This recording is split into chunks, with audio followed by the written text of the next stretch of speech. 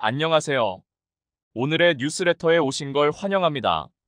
지난 8월 31일 11호 태풍 야기가 남태평양 인근에서 생성됐을 당시 전 세계 기상학자들은 이 태풍이 확정적으로 일본과 한국 사이를 통과할 것이라 예측했습니다.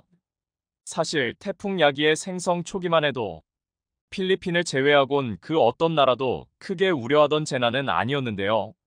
그도 그럴 것이 중심기압 940 HPA, 최대 풍속 초속 47m의 평범한 중형 태풍이었던 야기는 적도 부근의 열기를 충분히 빨아들일 시간을 벌기도 전에 필리핀에 상륙했고, 이때부터 태풍의 강도도 급격히 약해져 며칠 안에 열대성 저기압으로 강등될 확률이 매우 높았습니다.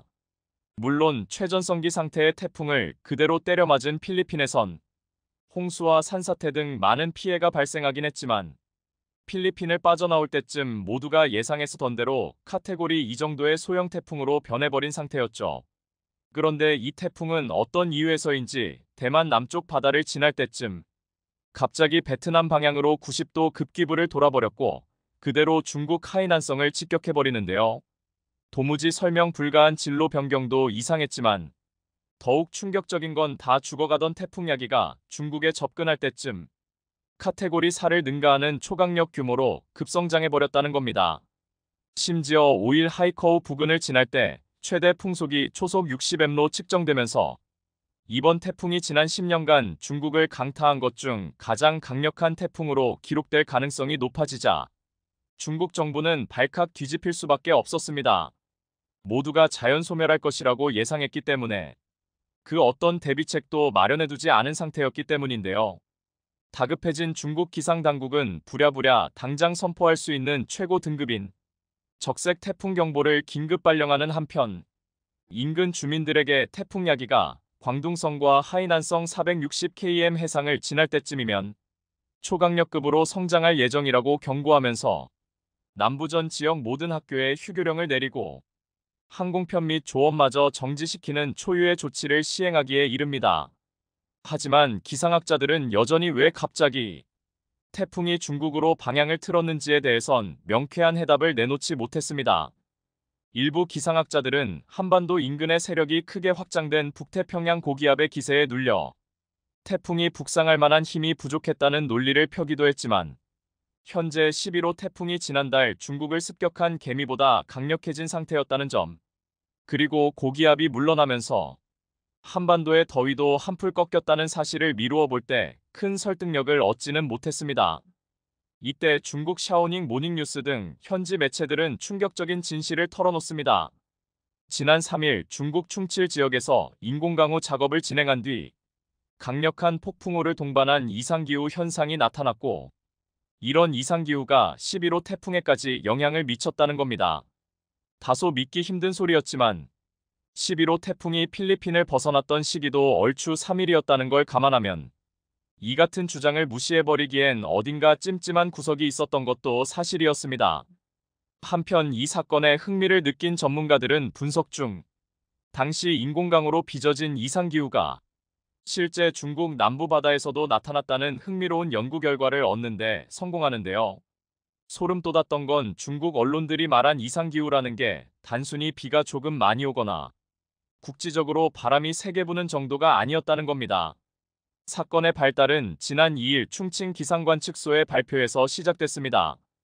관계자에 따르면 지난 2일 오전 7시부터 다음 날인 3일까지 충칭시 20개 구현에서 규모 8 이상의 돌풍이 불었고 최대 풍속은 초속 34.4m를 기록하는 등 중형 태풍급 강풍이 도시를 휩쓸었다고 밝혔습니다.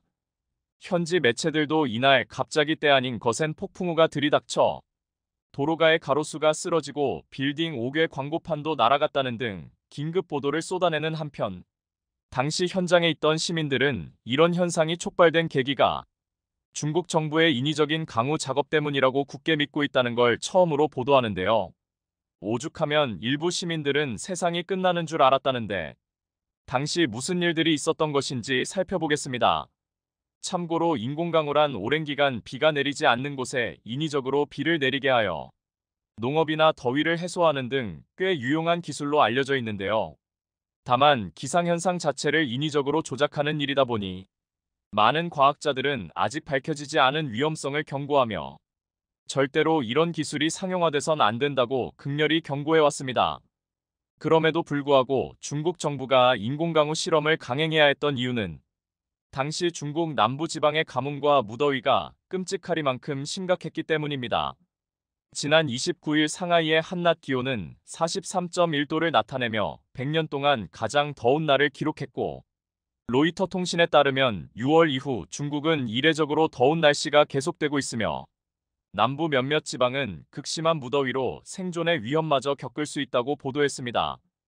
뿐만 아니라 구이저우성, 윈난성, 스완성을 포함한 중국 남부 대부분 지역의 기온이 40도에 달하는 치명적인 더위로 인명피해가 급증하자 중국 당국은 폭염 대책으로 인공강우 프로젝트를 긴급 발동하여 최고 42도까지 치솟던 기온을 10도 안팎으로 약 32도 떨어뜨리는데 성공합니다. 충칭 지역 기상청 관계자는 인공강우 프로젝트를 가동한 건 지난 2일로 많은 이들이 우려하고 있지만 인공강우는 결코 극단적인 날씨 변화를 일으키지 않기 때문에 돌풍이나 천둥 번개 같은 기상현상과 직접적인 인과관계가 없다고 안심시키면서 구체적인 과정까지 대중들에게 공개하는데요. 중국이 활용하는 방법은 일명 구름 씨 뿌리기 프로젝트였는데 이는 구름 속의 요오드 화흔과 이산화타이타늄 같은 화학물질을 살포해 물방울이 뭉치게 하여 강우를 유도하는 방식이었습니다. 그들은 이런 방식이 1946년 미국에서 첫 개발된 이래 아랍에미리트 등 물이 부족하거나 건조한 사막 국가들에서 효과가 입증됐으며 현재 전 세계 50개국에서 150개의 인공강우 프로젝트를 진행하고 있지만 실질적으로 부작용에 대해선 확인된 바가 없다고 잘라 말했습니다. 인공강우가 성공한 이틀 동안 기온이 안정화되는 듯 싶더니 3일째 되는 날부터 과학자들이 경고하던 이상현상이 목격됐기 때문인데요. 마치 사우나를 연상케 할 수준의 습기 때문에 충칭 전체가 한증막처럼 변하더니 기온 자체는 비록 떨어졌지만 역으로 체감온도가 상승하는 바람에 시민들의 고통은 더욱 극심해지고 맙니다. 문제는 이러한 더운 습기가 중국 남부 지역으로 점차 팽창하는 과정에서 에너지를 잃고 다 죽어가던 11호 태풍 야기 부활의 기폭제가 되는 역대급 부작용이 발생했다는 것. 한마디로 이상고온이 계속되면서 대기에 쌓였던 불안정한 에너지가 한꺼번에 방출돼 버리자 모든 에너지가 중국에 접근하던 태풍으로 빨려 들어갔다는 겁니다.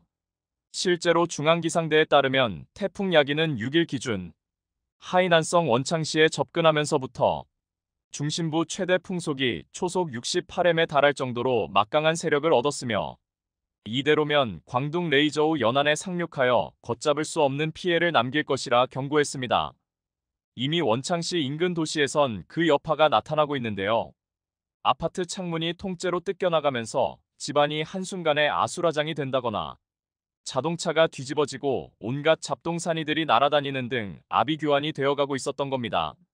원창시 주민에 따르면 갑자기 이상한 소리가 들려 창문을 열어보니 나뭇가지들이 소용돌이치며 하늘로 날아오르는 걸 보고 겁에 질렸다.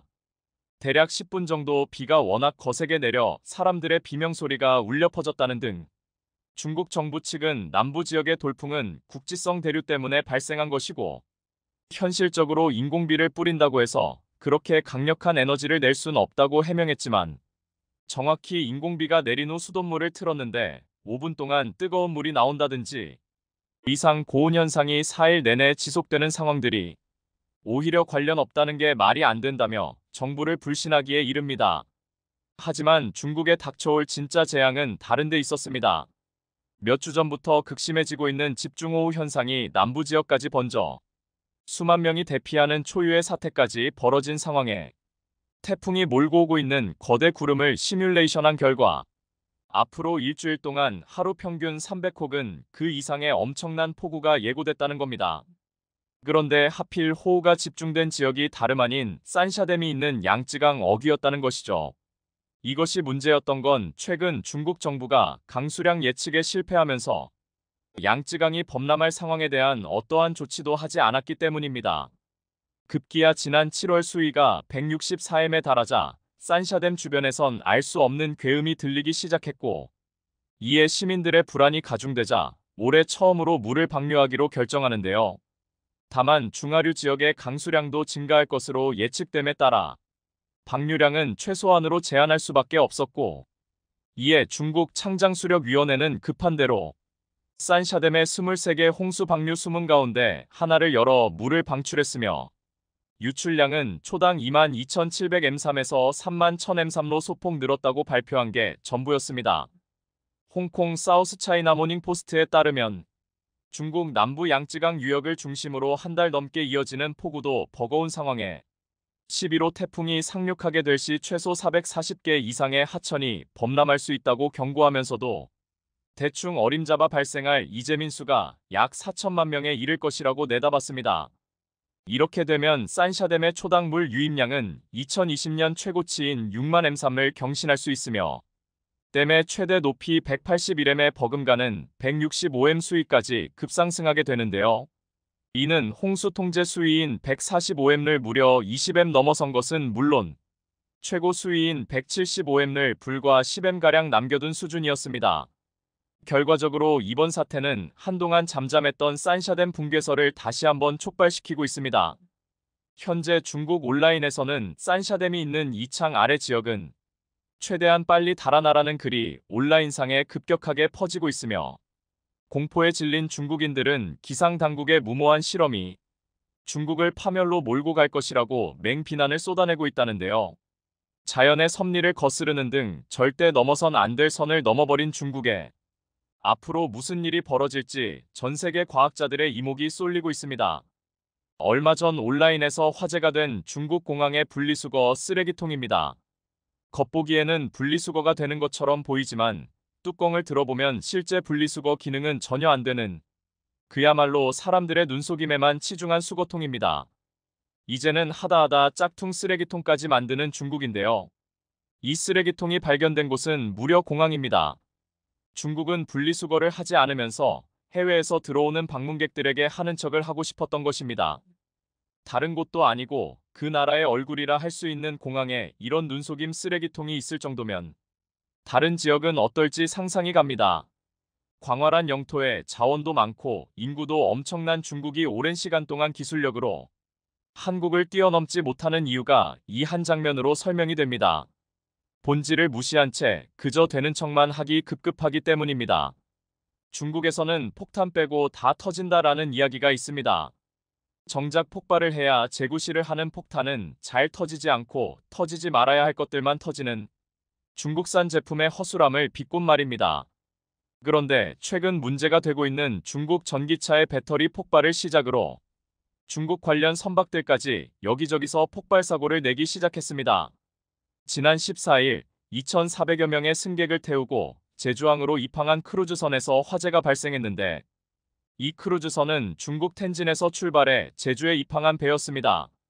제주 해경은 크루즈 메디테라니아호 8만 5천 티급에서 연기가 발생했다는 신고가 접수되자 즉각 출동했는데요. 선박 기관실에서 시작한 것으로 추정되는 불은 내부에서 초기 진압한 것으로 전해졌고, 당시 이 크루즈에는 2,400명 넘는 승객이 타고 있었지만 다행히 인명피해는 발생하지 않았습니다. 하지만 목격자들은 배가 제주항 입항하자마자 연기가 치솟았다며 불안감을 감추지 못했습니다. 해경은 선박 기관실에서 불이 난 것으로 보고 자세한 사고 경위를 조사 중입니다. 그런데 이런 사고는 이미 지난 9일 대형 컨테이너에서도 일어났습니다. 지난 9일 오후 중국 동부 저장성 닝보시 저우산항 베이룬 부두에 정박 중이던 대만 YM 모빌리티 소속 컨테이너선 둥밍호에서 대규모 폭발이 발생했는데요. 중국 매체들에 따르면 닝보시 해사국은 둥밍호에 실려있던 위험물 컨테이너가 폭발해 현지 당국이 응급조치 등 대응에 나섰다고 밝혔습니다. 중국에서 두 번째로 큰 항구이자 세계 3대 컨테이너항으로 꼽히는 닝보항에서 일어난 사고였기 때문에 중국 매체들은 일제히 비중 있게 보도했고, 이 사고의 원인이 배에 실린 해외 운송용 위험물 컨테이너에서 난 불이라고 전했습니다. 국내 해운업계에 따르면 사고 선박은 상하이에서 선적한 6,500TEU1TEU는 20피트짜리 컨테이너급 중국 중동 전기선 CGX이었습니다. 사고는 배가 항구에 접안하던 중 냉동 컨테이너에 실려있던 화학물질이 폭발하면서 발생한 것으로 알려졌는데요. 컨테이너의 폭발 장면은 현지 매체와 소셜미디어를 통해 급속히 유포됐습니다. 영상을 보면 둥밍호에서 화물이 폭발하면서 생긴 화염과 짙은 연기가 항구에서 떨어진 지역에서 관측됐고, 일부 파편은 수십 엠 넘게 튀어올랐습니다. 부두 인근에서 식당을 운영하는 한 현지 시민은 수백 엠 떨어진 이곳에도 충격파가 있었다며 식당 천정이 일부 내려앉았다고 호소하기도 했습니다. 폭발 지점에서 2km가량 떨어진 주유소에서도 폭발음이 들렸을 정도로 강력한 폭발이었습니다. 그런데 이상한 점은 해당 선박은 닝보에 정박 후 그날 오전에 재급류를 받은 것으로 알려졌습니다. 사고 원인은 조사 중이지만 현재 매체들은 저온으로 유지해야 하는 화학물질을 운반하는데 냉장고 전원을 안 꽂은 것 같다는 이유로 보도하고 있습니다. 이게 사실이라면 정말 어처구니가 없는 이유로 일어난 사고로 보입니다. 저 정도로 위험한 화학물질을 운반하는데 온도 체크 모니터링조차 자동으로 이루어지지 않았다는 사실이 놀랍기만 합니다. 이처럼 폭발 사고가 끊이지 않는데 그런데도 중국은 이제 자동차뿐 아니라 선박에까지 배터리를 넣을 심산입니다. 이른바 전기 선박의 등장입니다.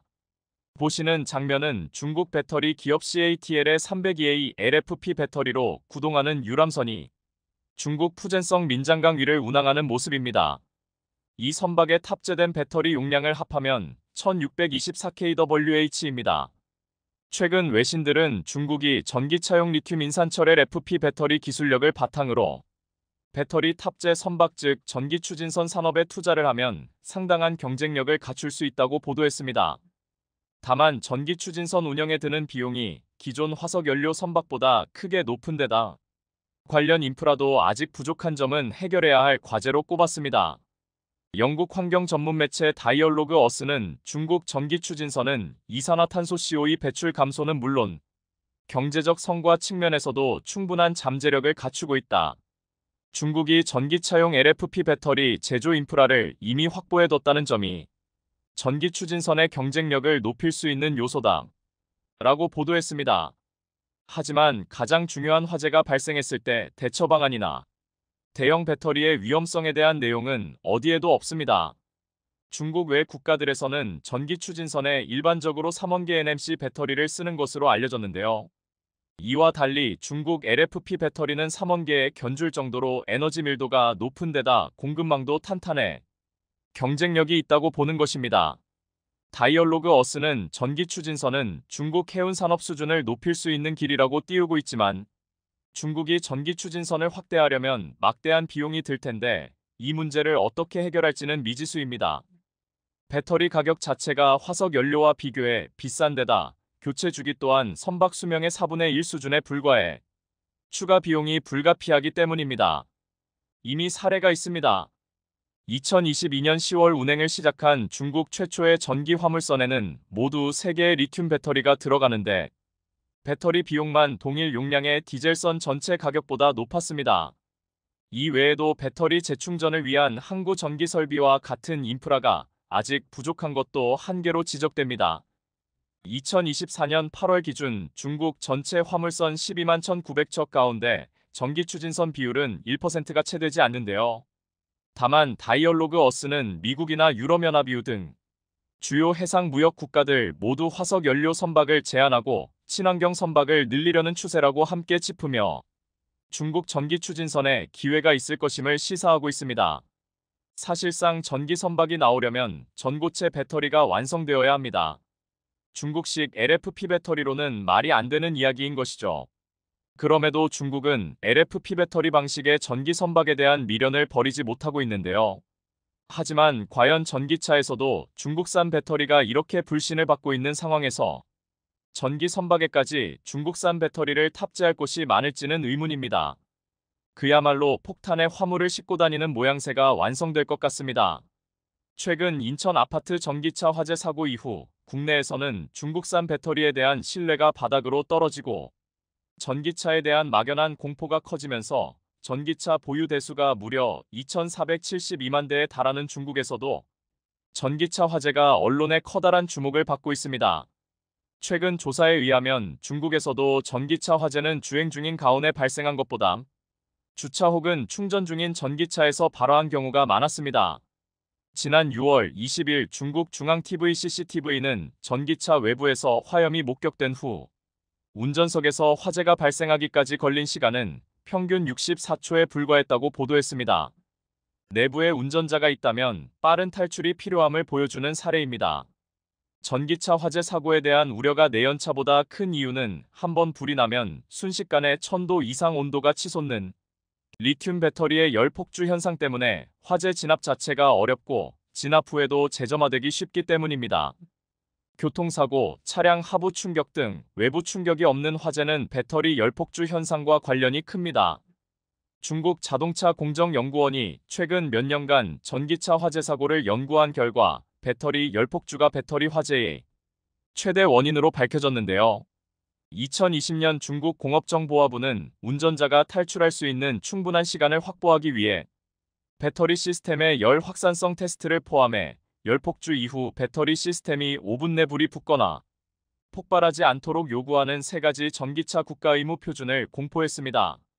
배터리의 열 폭주 문제를 근본적으로 해결하기 위해서는 더 많은 기술 혁신이 필요하지만 아직까지 완벽한 기술을 발견하지는 못하고 있습니다. 중국 전기차 시장은 양극재로 리튬과 인산철을 사용해 안정성이 높은 것으로 알려진 리튬 인산철 LFP 배터리의 점유율이 70%로 삼원계 NCM 배터리 30%보다 높은데요. 하지만 LFP 배터리만 탑재하는 BYD 전기차에서도 전기차 화재 사고가 발생하고 있기 때문에 중국 언론이 LFP 배터리가 NCM 배터리보다 안전하다고 보도한 기사는 찾기 힘듭니다. 당장 대안으로는 스마트화를 통해 배터리 냉각 시스템과 방열기를 강화하는 방법이 있습니다. 그러나 결국 어느 나라가 가장 빨리 가장 완벽한 발화 및 폭발 위험이 거의 없는 전고체 배터리를 개발하느냐에 배터리 시장의 판도가 달려있다는 점은 변함이 없습니다.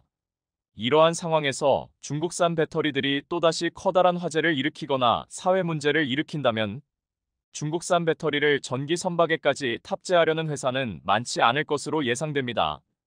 중국산 배터리를 전기 선박에까지 탑재하려는 회사는 많지 않을 것으로 예상됩니다. 앞으로 중국산 폭발물의 활약이 어디까지 이어질지 관심있게 지켜봐야 할 것 같습니다. OLED가 LCD를 제치고 디스플레이 생태계 대세로 자리 잡으면서 OLED 세계 1위인 한국에 엄청난 호재가 되고 있습니다. 전 세계 스마트폰 절반이 OLED 패널을 탑재할 것으로 보이면서 OLED 대세화에 불을 당기고 있는데 실제로 시장조사업체 트렌드포스는 올해 스마트폰의 OLED 패널 채택률이 50%를 넘어설 거라고 전망했습니다.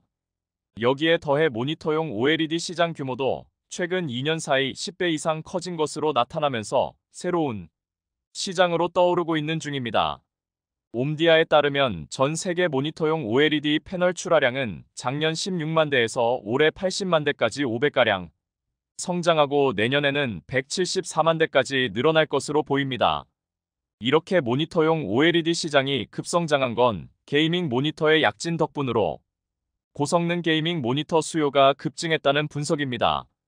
그리고 최근엔 디스플레이 시장에서 차량용 OLED의 존재감도 무시할 수 없는데요. 옴디아에 따르면 차량용 OLED 시장 규모는 올해 4억 8,200만 달러에서 2027년 21억 7,800만 달러로 시장 규모가 4.5배 이상 커질 것으로 전망됩니다. 자동차가 콘텐츠를 즐기는 공간으로 진화하면서 프리미엄 완성차 내 OLED 탑재 비중이 높아진 건데 이런 이유로 최근 국내 차량용 OLED 라인의 글로벌 완성차 업체들의 견학이 끊이지 않는 등 웃음꽃이 이어지고 있다고 합니다. 이와는 달리 최근 BOE가 삼성에 까불다가 대규모 철퇴를 맞아 정신이 혼미한 상황이라고 하는데요. 앞서 BOE는 LCD에서 저가수주로 점유율을 올리더니 이번에는 OLED 분야에서 삼성 기술을 베꼈다가 된통 혼나고 혼비백산했다고 하는데 이에 대해 자세히 알아보겠습니다. 실제로 최근에 들려오고 있는 BOE의 소식을 들어보면 마지막 남은 희망회로를 과하게 돌리고 있는 것으로 보입니다. 애플 전문가로 알려진 데만 거밍치 연구원은 BOE가 하반기 출시될 아이폰 15 OLED 물량을 70% 점유할 것이라며 내년엔 아이폰 16 OLED 시장에서 점유율 1위에 오를 수 있다는 조건부 전망을 내놨는데요. 그런데 여기서 주목해야 할 점은 조건부라는 전제를 달았다는 것으로 다시 말해서 BOE의 희망사항을 말하는 것과 다름없어 보입니다. 중국의 부동산 위기로 지방정부 지원이 예전 같지 않은 상황에서 앞으로 수개월간 아이폰 15 OLED를 순조롭게 생산하는 게 불가능해 보이기 때문입니다. 그런데 이런 절체절명의 위기 상황에 BOE가 넘지 말아야 할 선을 넘고 말았습니다. 급기야 BOE가 삼성의 특허를 침해하면서 하지 말아야 할 싸움을 시작했기 때문입니다. 작년 12월 삼성 디스플레이는 미국 ITC의 리퍼브용 OLED에 대한 특허 침해 조사를 신청하면서 중국 디스플레이 업계가 바짝 긴장했는데요. 특허 침해 조사의 표적이 BOE이기 때문인데 앞서 삼성 디스플레이는 미 ITC에 다이아몬드 픽셀을 침해한 부품 패널을 사용하지 않게 해달라며 미 부품 도매 업체 17곳을 ITC에 제소했습니다. 삼성이 미 ITC에 제출한 자료를 보면 아이폰 12 모델의 특허 침해가 많았던 것으로 드러났습니다. 그런데 아이폰 12 모델은 BOE가 리퍼브용으로 처음 승인받았던 모델로 현재로서 삼성의 다이아몬드 픽셀 특허들 침해에 대량으로 OLED를 만들어 수출할 수 있는 건 BOE밖에 없습니다. 다시 말해서 이번에 삼성이 타깃을 BOE라고 직접 밝히지는 않았지만 여러 가지 정황으로 미뤄보아 영락없이 BOE를 겨냥한 것으로 보입니다. 그런데 정반대로 BOE는 삼성 디스플레이를 상대로 중국 법원에 특허 침해 소송을 내는 등 맞소송을 제기했는데요. CCTV에 따르면 지난 5월 BOE는 삼성 디스플레이와 삼성전자 중국법인 등이 자사의 특허를 침해했다며 중국 충칭 제1중급인민법원에 여러 건의 소송을 제기했습니다. BOE는 삼성이 자사 기술을 무단으로 도용했다고 주장하면서도 어떤 특허가 침해됐는지 등 구체적인 내용은 이번에 공개하지 않았습니다. 이런 이유로 디스플레이 업계에서는 삼성이 미 ITC의 BOE를 제소한 것에 대한 보복성 조치라는 분석입니다. 그런데 BOE가 자국인 중국에서 삼성에 소송 건 분명한 이유가 있을 것 같은데요. 바로 중국 기업에 유리한 판결이 나오기 때문인데 실제로 최근 수년간 중국에선 서방 기업들의 특허를 무효화하는 판결이 잇따르는 등 기술 탈취를 위해서라면 법원까지 동원할 정도로 혈안이 돼 있습니다. 앞서 월스트리트 저널이 기술 패권 전쟁에서 중국이 내놓은 최신 무기는 한통 속인 법원이라는 기사를 냈을 정도로 미국 기업들도 중국의 특허 심해 기구에게 억울한 일을 당했었습니다. 하지만 제 아무리 자국에서 중국 기업에게 손을 들어준다고 하더라도 정작 BOE는 기술 경쟁에서 밀리고 있는데요. 실제로 최근 애플의 아이폰 15 시리즈 패널 생산이 시작됐지만 삼성과 달리 중국 BOE는 초도 물량 공급이 어려워진 것으로 파악되고 있습니다. 관련 업계에 따르면 BOE는 애플로부터 아이폰 15용 OLED 승인을 받지 못한 상태로 BOE는 홀 디스플레이 기술력이 부족해 생산에 차질을 빚은 것으로 전해집니다. 디스플레이에 구멍을 뚫는 형태의 펀치홀은 상당히 까다로운 기술로 현재로선 BOE가 이를 양산하기 어려워 보인다는 분석입니다. 이렇듯 BOE가 펀치홀 기술 구현에 애를 먹으면서 올 가을 출시될 아이폰 15 시리즈 OLED 패널을 삼성 디스플레이가 물량을 싹쓸이했는데요. 아이폰 특유의 다이내믹 아일랜드를 화면에서 구현하기 위해서는 HIAA 기술을 통해 화면에 구멍을 뚫어야 하는데 BOE는 빛샘 현상을 제대로 제어하지 못했기 때문입니다. 디스플레이 업계 전문가는 BOE에 할당됐던 물량이 전량 삼성 디스플레이로 이전됐다며 BOE는 연말쯤에나 생산 합류가 가능할 것이라고 귀띔했습니다. 이렇듯 삼성에 까불던 BOE는 애플로부터 대규모 철퇴를 맞고 정신이 혼미해진 상황으로 이제는 그나마 조금 갖고 있던 OLED 패널 물량까지 다 뺏기게 생겼습니다. 지난 6월 삼성 디스플레이가 BOE를 상대로 스마트폰용 OLED 특허 침해를 이유로 또다시 소송을 제기하면서 철퇴를 내렸기 때문인데요. BOE가 삼성 디스플레이의 특허를 침해해놓고 적반하장식으로 중국에서 맞소송을 제기하자 작년에 이어 이번에 다시 삼성 디스플레이가 추가 소송에 나선 겁니다. 작년에 BOE는 미국에서 삼성 디스플레이의 기술을 침해한 혐의가 드러났지만 이에 아랑곳하지 않고 자국 법원에 삼성전자와 삼성 디스플레이를 맞고소하는 황당한 일을 저질렀었습니다. 우리 역시 이를 가만히 두고만 보지 않았는데 실제로 지난 6월 삼성 디스플레이는 미 텍사스주 동부 지방법원에 BOE를 상대로 특허 침해 소송을 제기했습니다. 삼성 디스플레이가 특허 침해를 주장하는 기술은 아이폰 12에 사용된 OLED 디스플레이 특허 5종입니다.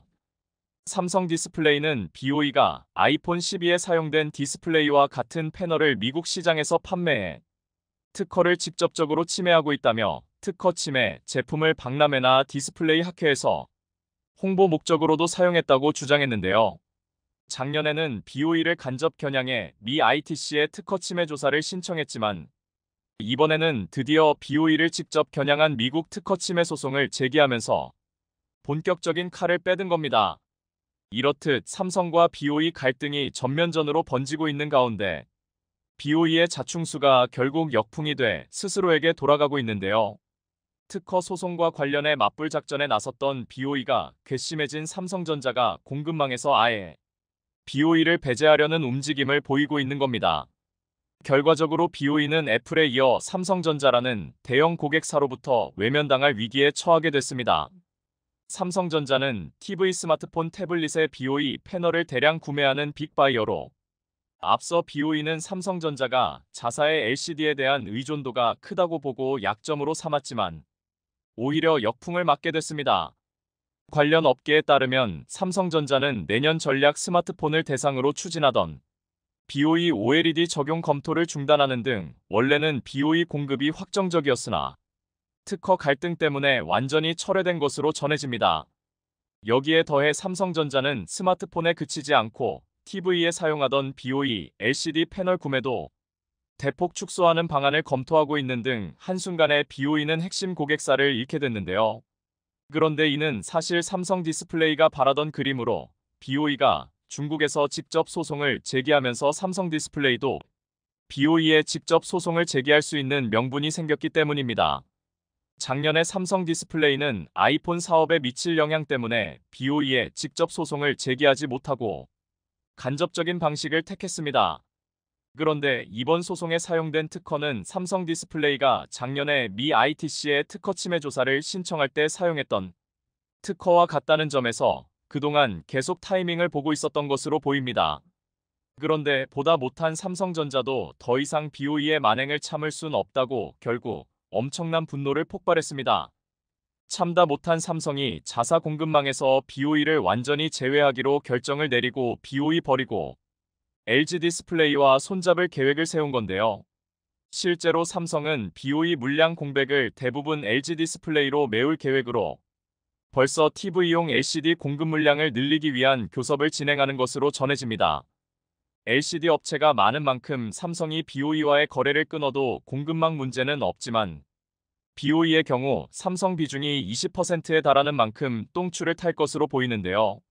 이런 상황에 삼성과 LG는 역대급 투자를 단행해 기존 6세대보다 한 단계 높은 8세대 공정을 구축하는 등 디스플레이 세계 1위를 위한 동맹 기반을 탄탄히 다지고 있는 중입니다.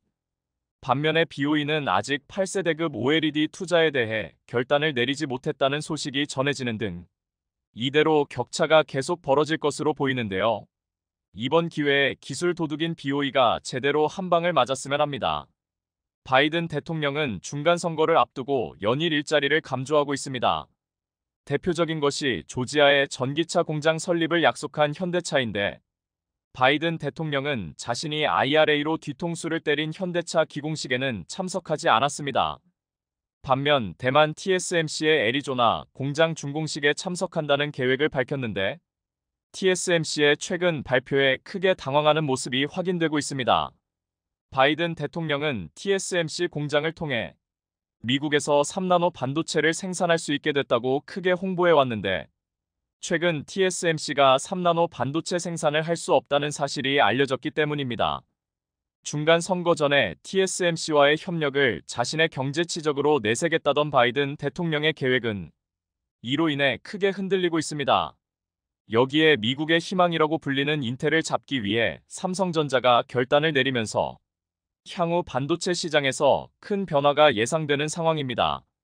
바이든 미국 대통령이 중간 선거를 앞두고 자국 조지아주 내 현대차 전기차 EV 전용 공장 기공식을 자신의 경제 정책 성과로 홍보했습니다. 바이든 대통령은 지난달 25일 현대차 조지아 공장 기공식 이후 성명을 내고 국내에서 우리 제조업과 인프라를 재건하기 위해 민주당이 의회에서 통과시킨 내 경제 어젠다가 미국 국민을 위해 계속 성과를 내고 있다. 이번에는 조지아라고 밝혔습니다.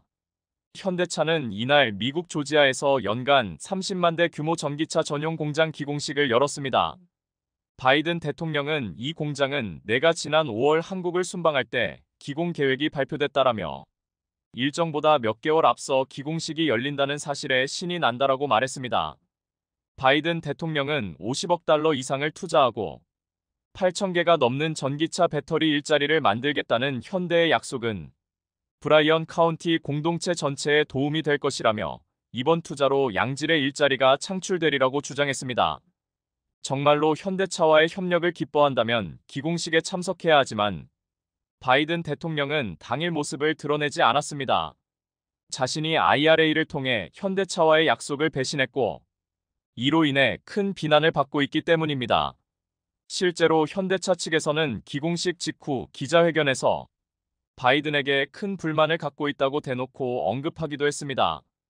현대차 기공식에는 참석하지 않은 바이든 대통령은 TSMC의 반도체 공장 준공식에는 참석하는 것으로 알려졌습니다.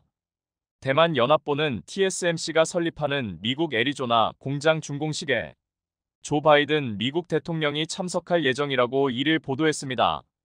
연합보는 소식통을 인용해 바이든 대통령이 다음 달 초 TSMC가 120억 달러 17조 원을 투자해 애리조나에 건설한 12인치 300 웨이퍼 공장 준공식에 참석할 예정이라고 밝혔습니다.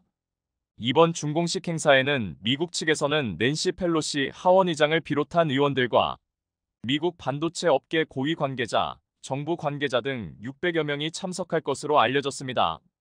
연합보는 다만 TSMC가 미중 과학기술 전쟁이 벌어지는 민감한 시기임을 고려해 지나친 주목을 피하기 위해 미국 측 사업 책임자 명의로 초청장을 조용히 발송하고 있다고 보도했습니다. 이어 바이든 대통령의 참석은 미국 측이 TSMC의 미국 공장 투자를 주목하고 있고 반도체 자급 비율을 높이기 위해 노력하고 있다는 점을 보여주는 것이라고 언급했습니다.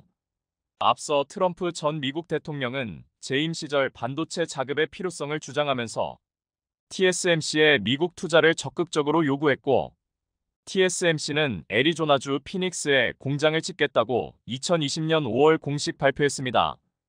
TSMC는 오는 2024년부터 미국 공장에서 첨단 공정인 ONM 나노미터 10억분의 1M 공정 반도체 제품을 양산한다고 밝혔습니다. 이어 TSMC는 미국 공장에서 ONM 공정 외에 3NM 공정으로도 2026년부터 생산할 계획이라고 밝혔습니다. 그런데 최근 TSMC는 3NM 공점 양산을 오는 4분기 말로 연기했습니다. 지난달 20일 반도체 업계에 따르면 TSMC는 애초 지난달 말부터 3NM 공정 양산을 계획했지만 생산은 이뤄지지 않았습니다. TSMC는 3NM 반도체는 4분기 후반에 양산될 예정이다라며 장비 배송에 문제가 생겨 공급이 수요를 못 따라가는 상황이며 내년 완전 가동할 것이다라고 했습니다. 이와 관련해 미국 터프츠 대학교의 경제사학자 크리스 밀러 교수는 영국 파이낸셜 타임스와 인터뷰에서 대만 TSMC의 3NM 양산 연기와 관련해 차세대 기술 개발 전환이 더 어려워지면서 어느 기업이든 휘청일 수 있다며 TSMC도 시장에서의 우위가 줄어들 수 있다고 말했습니다. 반도체는 회로 폭이 미세하면 미세할수록 성능이 높아지고 동시에 소비하는 전력도 줄어듭니다. 반도체 업계가 미세 공정에 사활을 거는 이유입니다. 전 세계에서 10nm 이하 공점이 가능한 회사인 TSMC와 삼성전자는 올해 초부터 3nm 공정 반도체 양산을 목표로 수년간 큰 투자와 기술 개발을 해왔습니다. TSMC는 3nm 공점 양산을 위해 28조 원을 투입하고 수천 명을 고용했는데 동종업계 2위 삼성전자가 먼저 3nm 반도체 양산에 들어가면서 체면을 구겼습니다. 삼성전자는 지난 6월 새로운 공정 기술인 게이트-올-어라운드 GAA 기술이 적용된 1세대 3nm 반도체를 처음 양산했습니다. 3nm 반도체는 기존 4nm 공점으로 만들어진 반도체에 비해 전력 소모는 45% 적고 성능은 23% 향상된 것으로 알려져 있습니다. 삼성전자가 3nm 양산에 성공한 뒤에도 TSMC는 3nm 공정 양산에 어려움을 겪고 있다고 고백했습니다. 지난 7월 TSMC는 3nm 공정에 기술적인 어려움이 있다며 5nm 공정 기술 개발보다 3에서 4개월 지연되고 있다고 했습니다. 업계에서는 TSMC의 3나노 공정과 관련해 수율 문제가 크다고 봅니다. 3나노 공점은 이전 세대인 5나노보다 집적 소자 밀도가 50% 증가해 더 많은 비용과 높은 공정 기술 난이도가 요구되기 때문입니다.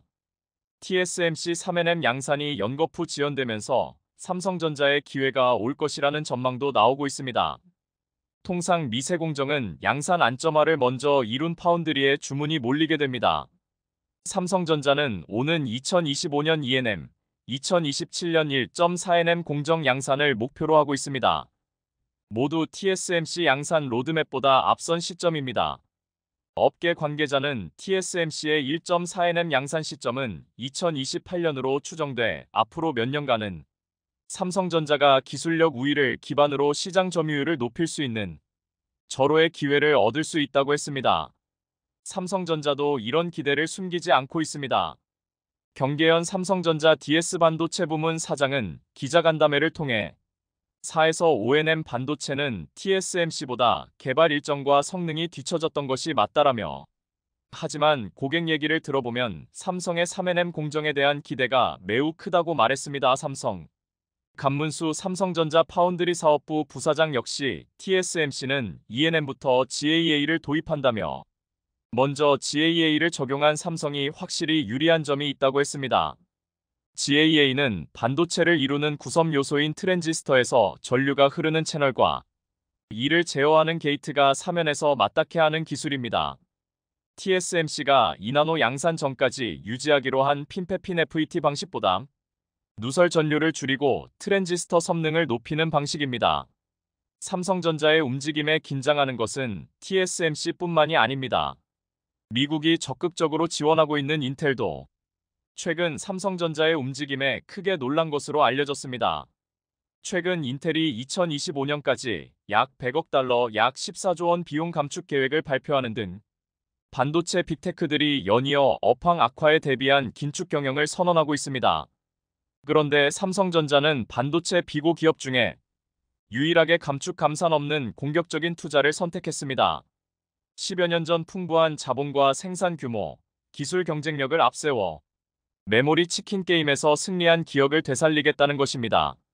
인텔은 3분기 실적 발표회를 통해 내년에 운영 비용 중 30억 달러 약 4조 원을 절감하고 2025년까지는 80억에서 100억 달러 규모의 운영 예산을 줄이겠다고 밝혔습니다.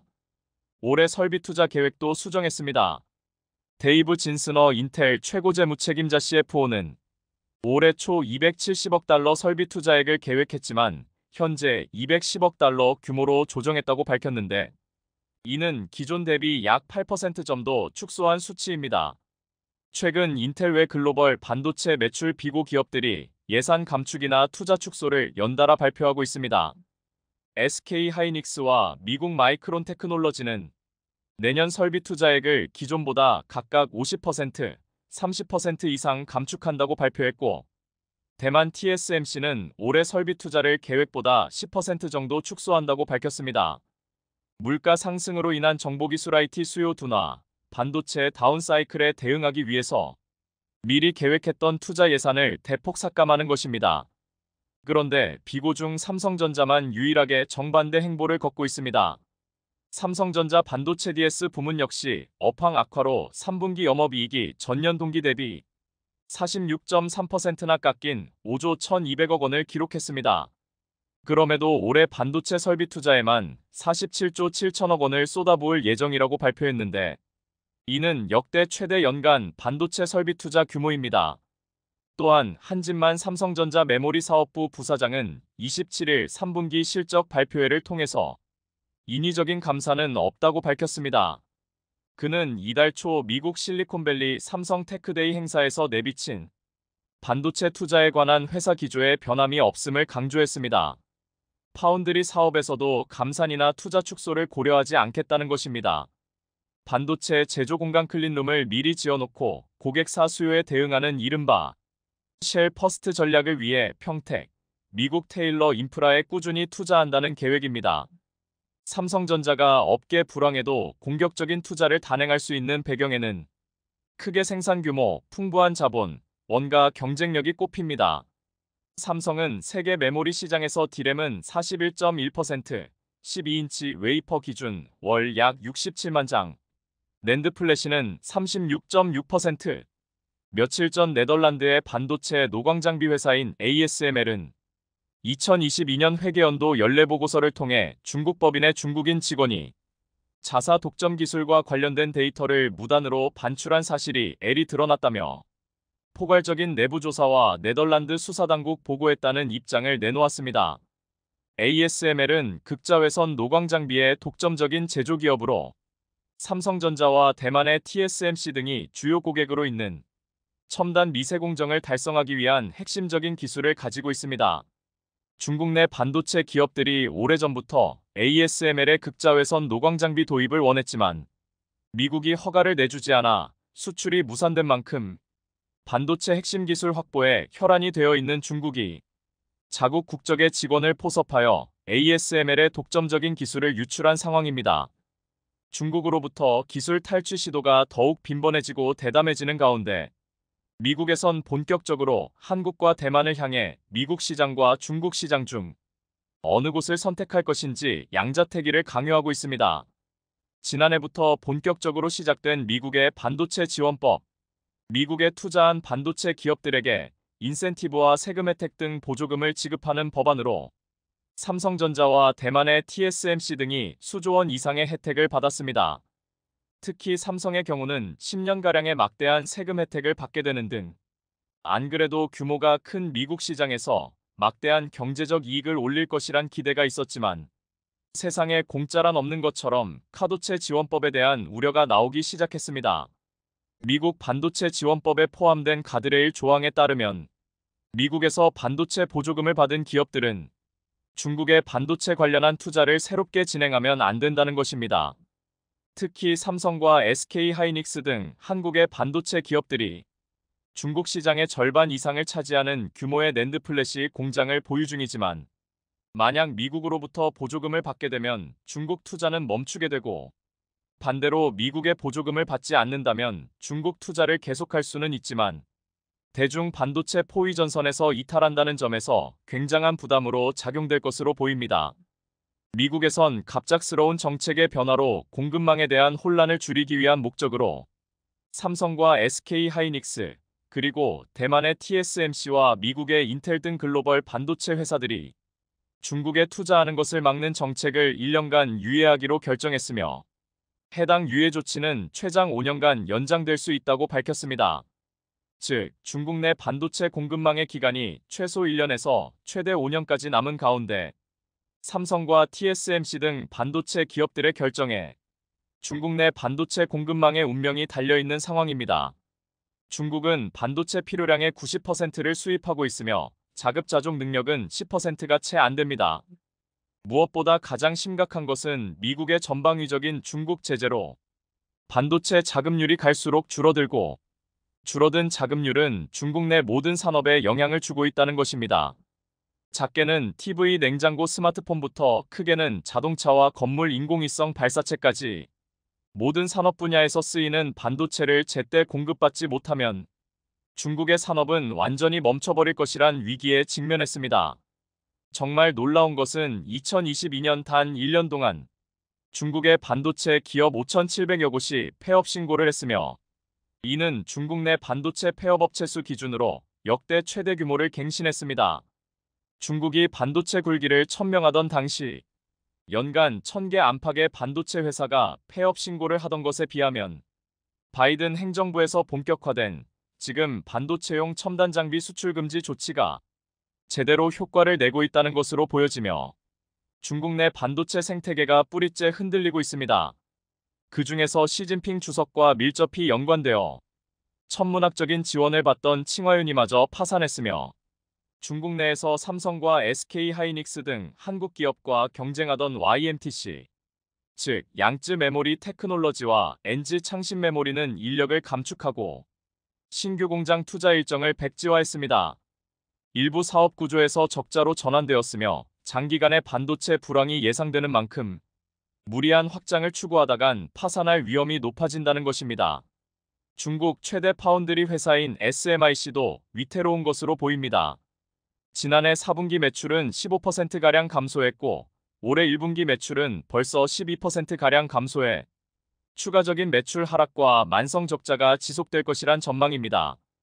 2019년부터 본격적인 영업 손실을 기록한 SMIC는 흑자와 적자를 반복하며 겨우겨우 버티고 있지만 흑자의 대부분은 중국 내 자국 기업들의 몰아주기성 주문으로 중국이 아닌 국제사회에서 경쟁력은 사실상 바닥이라는 게 업계 관계자들의 시각입니다. 무엇보다 암울한 점은 중국 반도체의 숨동을 쥐고 있는 미국이 더욱더 강력한 봉쇄 작전을 펼칠 것이란 전망입니다. 지속적인 반도체 소재 장비 수출 금지로 중국 반도체 기업들을 지금과 같은 속도로 파산시키면 5년 안으로 중국 내 반도체 기업 70%가 정리된다는 계산이며 중국 정부의 지원이 끊길 경우 3년 안에 70%가 정리된다는 것입니다. 그런데 중국이 걱정하는 진짜 문제는 다음입니다. 미국의 조치로 인해 자국 반도체 기업들이 전부 파산해버리면 한국의 삼성과 대만의 TSMC 등 해외 반도체 기업들에 대한 의존도는 자연스럽게 높아지게 되는데 미국은 삼성과 TSMC 그리고 인텔을 압박해 대중 반도체 투자를 철회시키면서 중국의 마지막 회막마저 걷어가고 있습니다. 물론 미국의 이런 결정에 삼성과 TSMC 등 반도체 기업들은 일시적인 손해를 보게 되지만 결과적으로는 잠재적 경쟁자인 중국 반도체가 사라진다는 점에서 최종적으로는 이익이라는 전망이 나옵니다. TSMC도 삼성처럼 미국의 반도체 공장을 짓는 대가로 반도체 지원법을 통해 보조금을 지급받았는데 수십조 원 규모의 중국 내 공장을 운영 중이고 삼성과 SK하이닉스 역시 미국에 투자한 만큼 중국에도 공장을 보유하고 있습니다. 미국이 중국에 대한 투자를 단기 유예 1년 장기 유예 5년을 내걸었지만 한국과 대만 등 국가에 상관없이 수십조 원 투자한 중국 시장이 무용지물될 상황에 놓였습니다. 하지만 긍정적인 부문도 존재합니다. 현재 중국 내 반도체 기업들이 대기업 중소기업 가리지 않고 파산하는 가운데 중국의 한국과 대만에 대한 반도체 의존도는 더욱 커져가고 있습니다. 그런데 중국 현지 공장을 운영 중인 삼성과 TSMC가 공장을 폐쇄하고 철수한다면 중국은 그동안 자국에서 생산되던 반도체를 비싼 돈 주고 한국이나 대만에서 직접 수입해야 하는 지경에 이르게 된다는 것으로 중국의 반도체 공급망이 완전히 박살난다는 것을 의미합니다. 즉, 중국 본토에서 반도체가 하나도 생산되지 않는다면 한국과 대만 등이 반도체를 쥐고 중국 대륙을 흔들 수 있게 됩니다. 중국이 자국에서 생산되는 반도체 없이 모든 반도체를 수입하여 사용하게 되는 경우 발생하는 추가적인 이익도 있습니다. 중국은 현재 TV와 냉장고 등 가전제품부터 내연기관 자동차와 전기차까지 대부분의 산업 분야에서 한국과 경쟁 중입니다.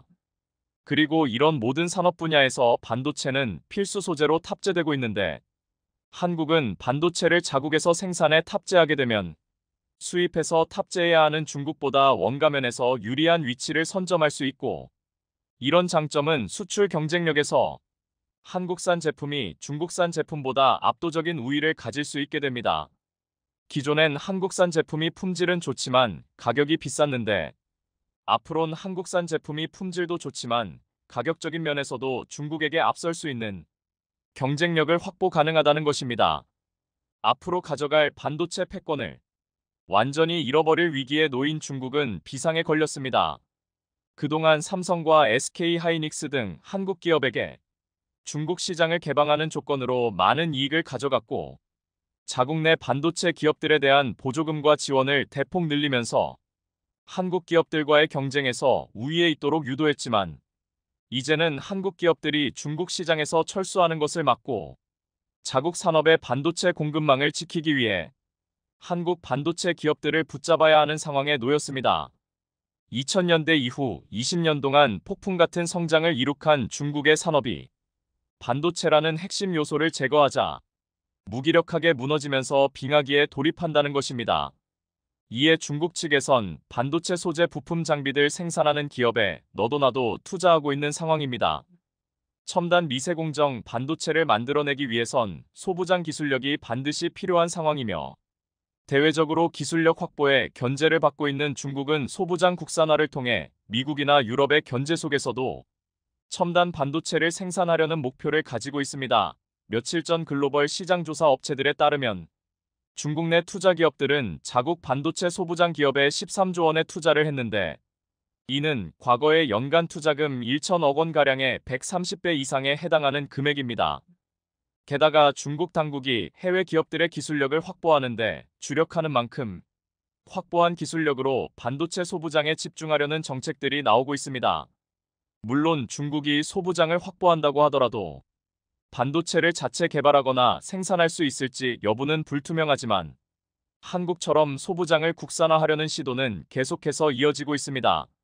지금도 미국이 나서서 한국과 대만을 향해 중국 내 투자를 접으라는 신호를 보내는 만큼 중국 산업과 경제의 아킬레스건인 반도체 분야는 더욱 위태로워질 것으로 보이며 중국의 국가 경쟁력은 미국의 제재가 어디까지 언제까지 이어지는지에 따라 미래가 달렸다는 평가가 나오고 있습니다. 이번 소식에 시청자 여러분들은 어떻게 생각하시나요? 소중한 의견을 댓글로 남겨주시면 저희가 확인하고 다음 소식에 긍정적으로 반영하도록 하겠습니다. 여기까지 시청해주셔서 정말 감사드리며 구독과 좋아요는 저의 채널에 정말 큰 힘이 됩니다. 저희는 다음 소식으로 찾아오겠습니다.